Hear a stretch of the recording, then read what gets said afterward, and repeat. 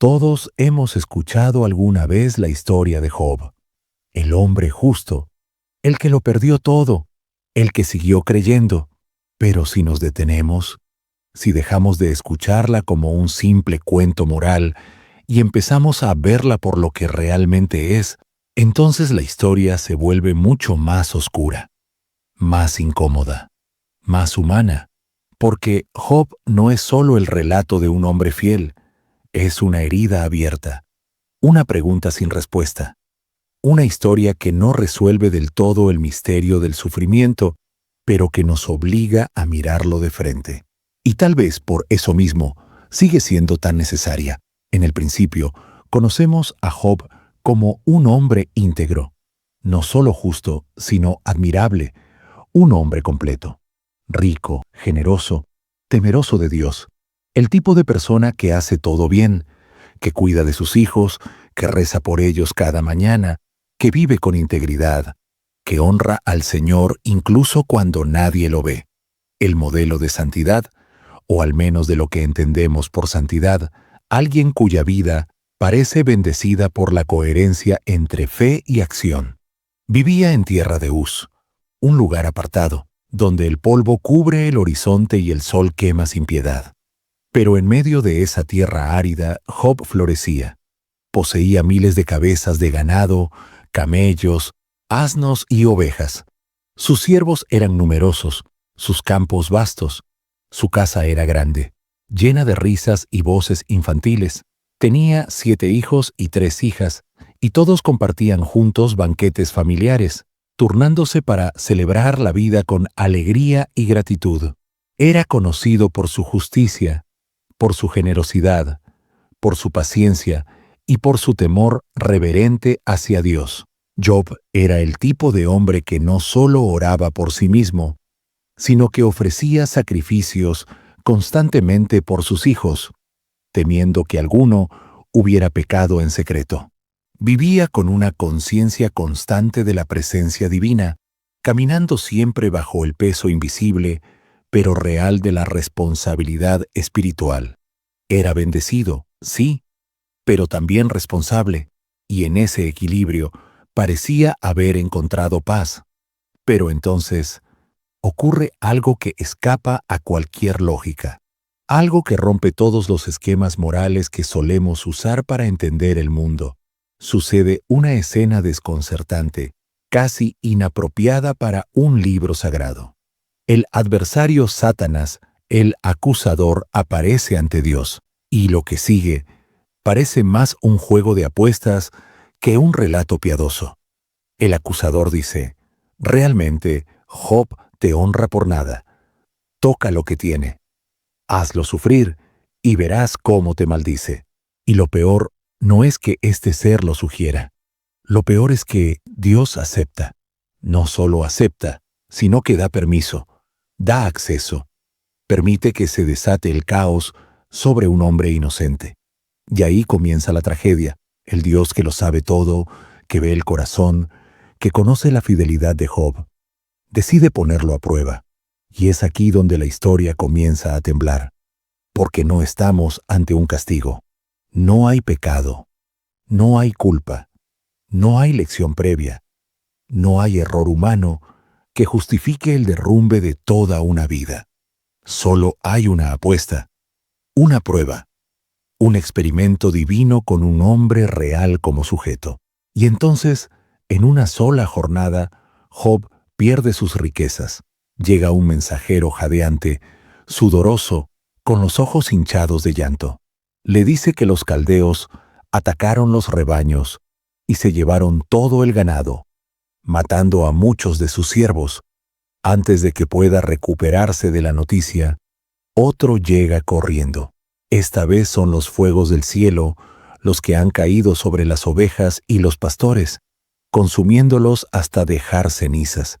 Y apenas ha terminado de hablar, aparece un tercero. Los ladrones han irrumpido y secuestrado a sus camellos, y han matado a quienes los custodiaban. Job está paralizado. Su mente intenta procesar tantas pérdidas, pero antes de que pueda exhalar un suspiro de duelo, Llega el último mensaje, el peor. Su casa ha sido destruida por un vendaval repentino. Todos sus hijos, reunidos en la casa mayor, murieron sepultados cuando el techo colapsó sobre ellos. Un solo día, 4 mensajes, 4 golpes mortales. La vida de Job, tal como la conocía, ha sido arrancada de raíz. Y aún así, Job no maldice, no blasfema, ni siquiera murmura, solo cae al suelo y adora. Dice: desnudo salí del vientre de mi madre y desnudo volveré allá. El Señor dio y el Señor quitó. Sea el nombre del Señor bendito. Pocos versículos han sido tan citados como este, y sin embargo, pocos esconden tanto dolor, porque esa adoración no es una celebración, es una rendición. Es la voz de un hombre que ha sido desgarrado y aún así no renuncia. Es un acto de resistencia espiritual, un grito silencioso que dice: aunque me rompas, seguiré llamándote santo. Pero la historia no termina ahí. Ese momento inicial de fe no es el clímax, sino apenas el primer paso de un camino largo, oscuro y tortuoso. Cuando su esposa le dice: ¿todavía mantienes tu integridad?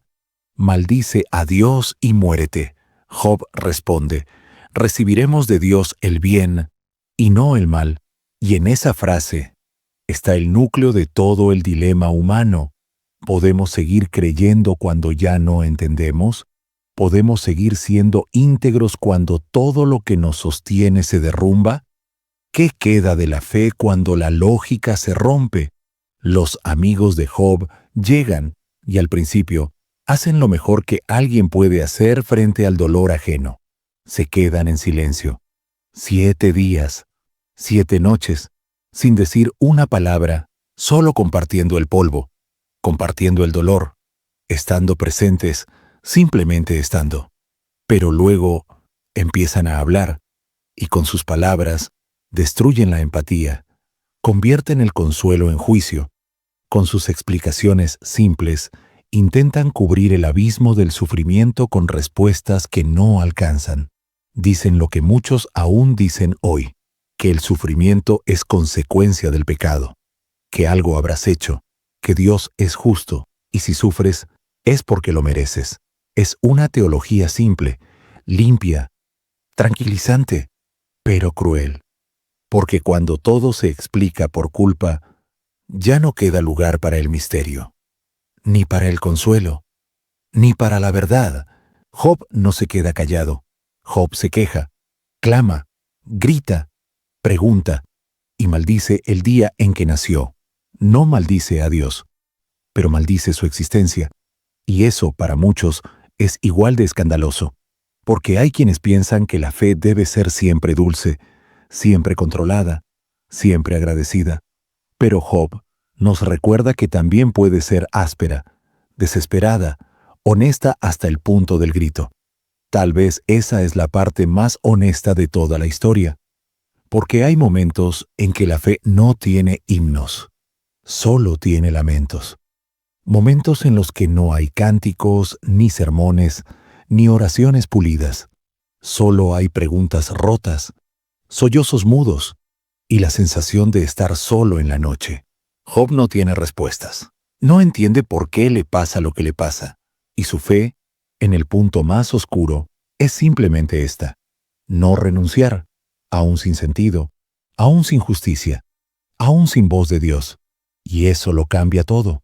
Kierkegaard, el filósofo danés, escribió que la fe verdadera no es la que cree porque ve, sino la que salta al vacío, la que no exige garantías, la que ama a Dios aun cuando Dios parece haber desaparecido, y Job representa ese salto.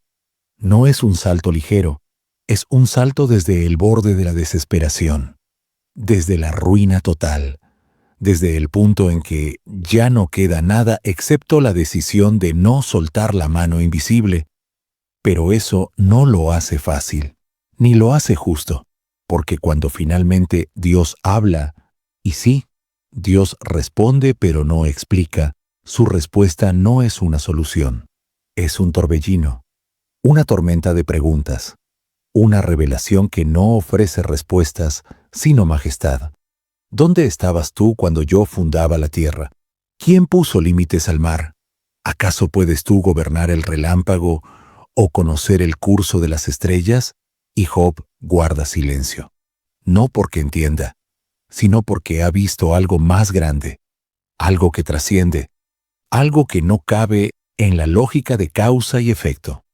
No recibe explicaciones, recibe presencia, y esa es la diferencia. A veces, lo único que necesitamos no es entender por qué sufrimos, sino saber que, en medio del caos, no estamos solos. El mensaje final del libro no es todo se arregla.